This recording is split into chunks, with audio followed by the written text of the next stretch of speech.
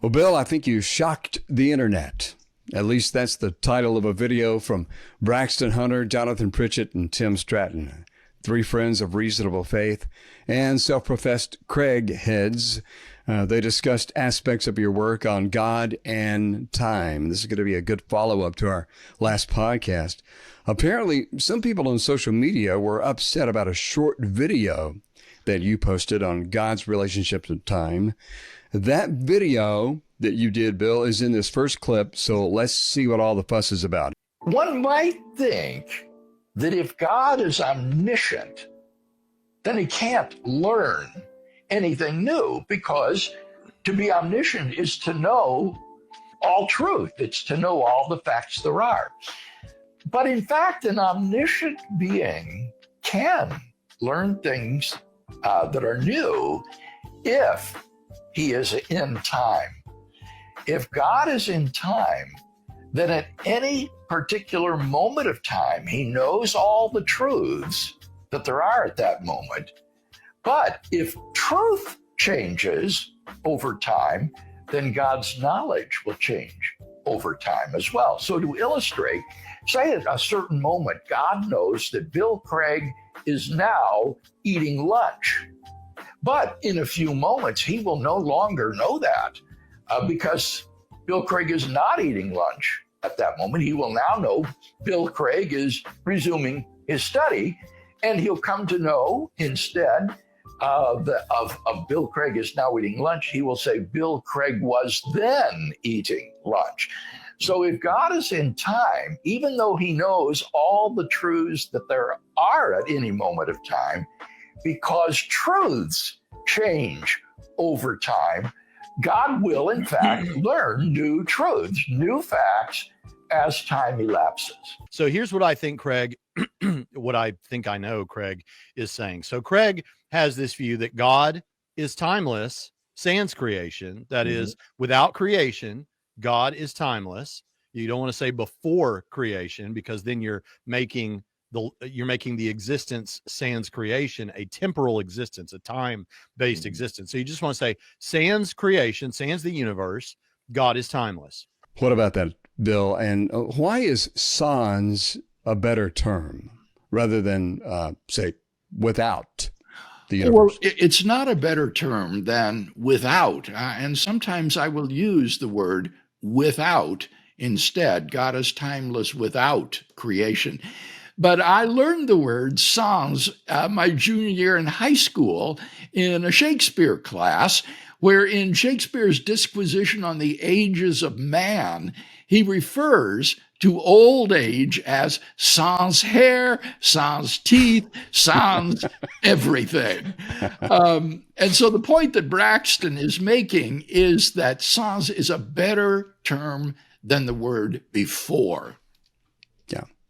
They elaborate further and bring in the universe in this next clip. Yeah. But from the moment, on Craig's view, from the moment that God created, he cannot help but be aware that for the humans that he created, it is, 12:07 on a Friday, whatever the date is. He can't help but be aware once he creates in the central time zone.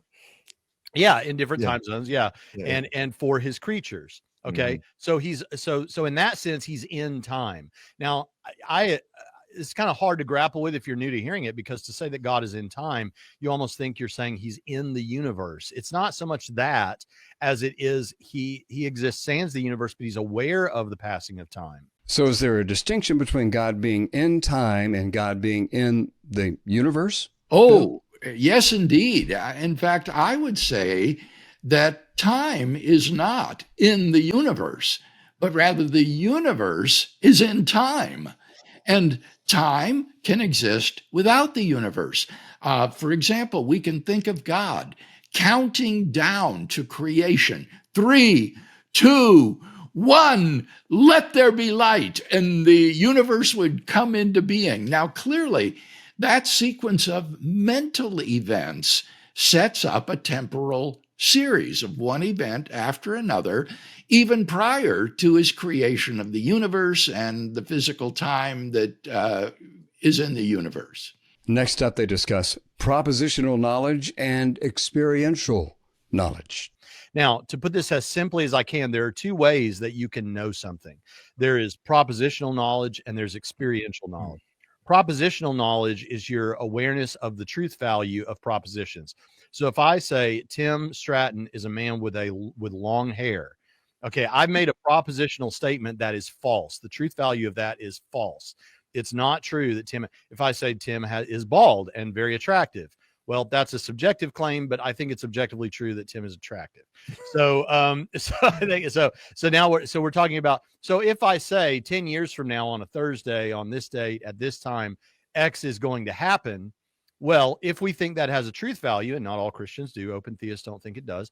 But if we think that has a truth value, that it is either true or false, God knows whether it's true or false. And so God really doesn't ever learn anything in terms of learning new information or new propositions. But on the experiential side of things, once God is experiencing the passing of time, he has the experience of knowing now it's 1209, before it was 1207. So right now, I know God could say, I know that it's 1209, but at 1208, he could not say, I know it is 1209. That's something he didn't know, that it's now 1209, because it's not now 1209. What about those two distinctions of knowledge, Bill? Well, I don't think that Braxton is correct on this. Now, there certainly is a difference between propositional and non-propositional knowledge. For example, if Braxton had said, I know Tim Stratton, that would not be propositional knowledge. But all of his examples of tensed truths, I would say, are not examples of non-propositional knowledge.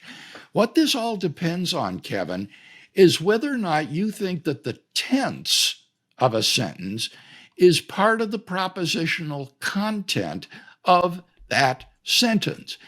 Is there a different fact stated between the sentence, Columbus will discover America, and the sentence, Columbus discovered America? I think that there is a difference, that these are different facts. There are tensed facts, and therefore, at different times, God knows different facts, different propositions. Tim develops things further in this next clip. Once the timeless God creates something, what does that mean with regards to God's relationship to time? I don't want to speak for Dr. Craig, so I might make some mistakes here. And if he sees it, he can correct me. But Braxton, when you said that God is timeless sans creation, I think Dr. Craig came up with that. And I think it really describes nicely what's going on there. And then I say, and I would agree with Dr. Craig, that once God creates, he is eternally in time. Now, some people say, you mean he's trapped in time?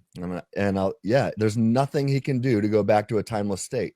And to show this, I say, well, does an omnipotent God have the power to annihilate or just erase from creation everything he's ever created? So it's just triune God existing alone without anything else. Does an omnipotent God have the power to erase all of creation? As if it never happened, right? Well, not just eliminate no, it. just wait. You're getting ahead of me here. Okay. So I'll say, does God have the power to erase everything from creation? The answer is yes. Then I say, does God have the power to create again for the first time? And the answer is clearly no. That's something logically impossible. So if God created again, it would always be true, a fact of the matter, that God did create, then he erased, and then he created again. So there is a dynamic sense of time, even if it's not the kind of time that we experience in the central time zone. There is a dynamic sense of time where some kind of moments are passing. And once God creates time, or at least dynamic time, God could never enter a truly timeless state again. I think Dr. Craig has once said, once the temporal cat is out of the bag, it's impossible to get him back in, or something like that. Once that bell has been rung, it cannot be unrung, Bill? Right. I think that this is well argued by Tim, and I would just add the note that because it's logically impossible in this scenario for God to create again for the first time, that this is not any kind of infringement on his omnipotence, because omnipotence does not entail the ability to do logical impossibilities.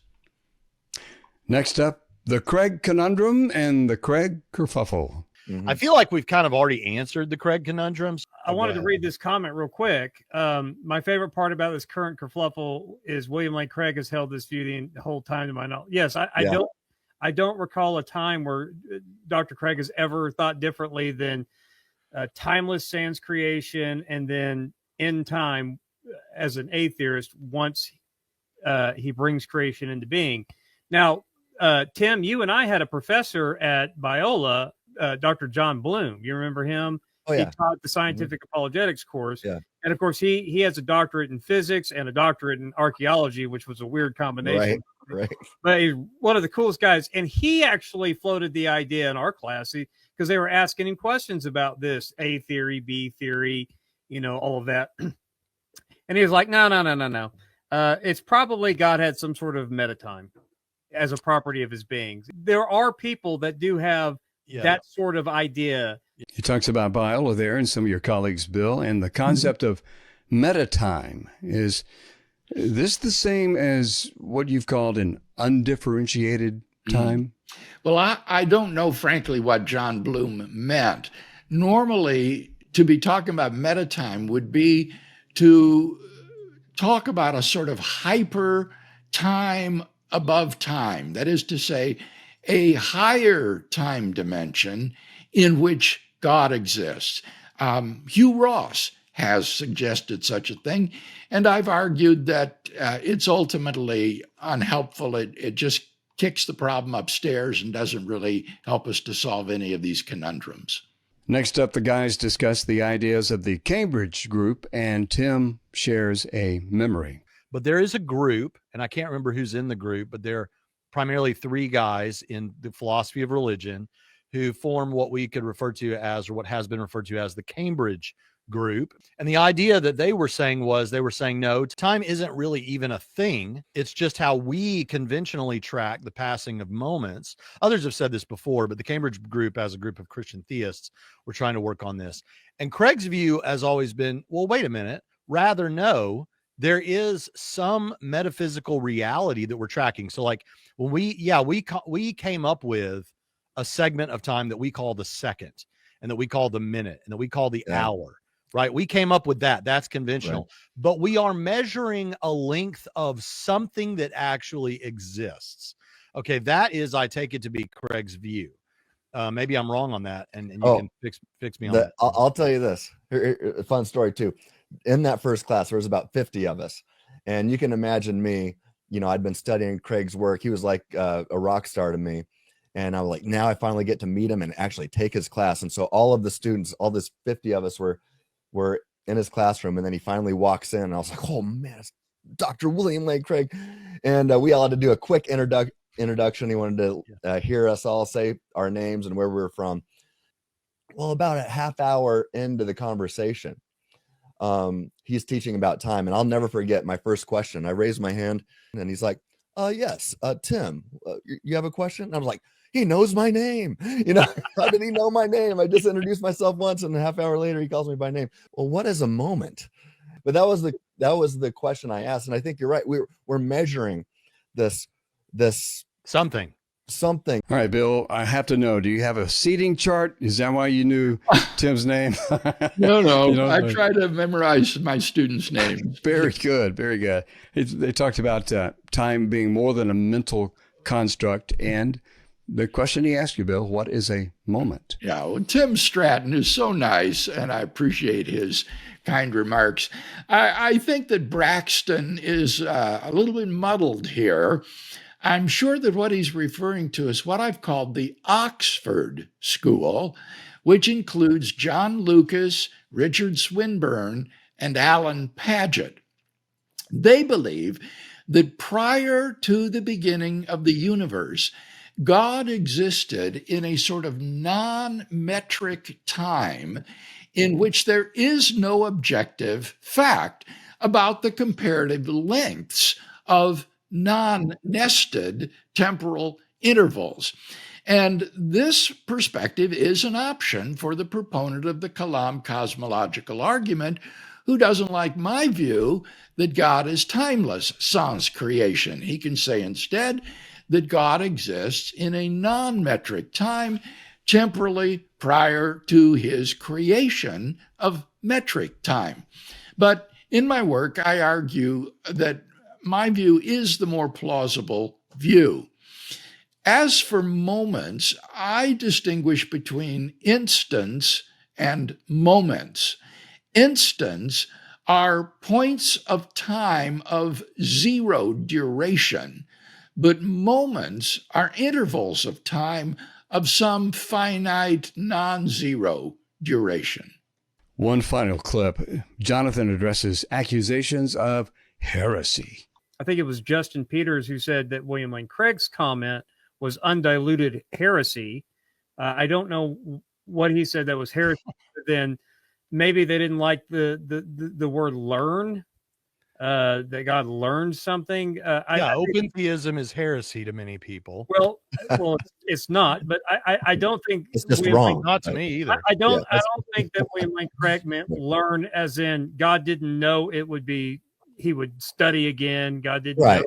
He didn't gain new propositional knowledge. Right. He knew he God's knowledge was complete in the sense that he knew that Bill Craig would eat lunch and then would resume study. Those are all propositional truths that he had, but he did not. He learned, I guess, the difference in the tenses of he is eating lunch now. He is no longer eating lunch. Mm-hmm. That I don't. But when he says learn, I don't think that he meant that God is gaining new knowledge. Right. That's not He what already Craig knew that Bill Craig would finish lunch. So and he knew exactly what he would eat for lunch. right. Open theism was thrown in there, Bill. Some of our listeners may have to Google that. But is learn a problematic term when applied to God's knowledge? Let me explain what open theists believe. So-called open theists are revisionists who deny that God has knowledge of future tense contingent propositions. He doesn't know what is going to happen. And I have argued vigorously against open theism, since I think that there are true future tense contingent propositions, then God, as an omniscient being, must know them. Open theists think that God learns things in a radical sense, in that he does not know what the future holds and learns what happens next only once it actually happens. My view is very different. What I'm arguing is that there are tensed propositions. That is to say, propositions that change their truth value over time.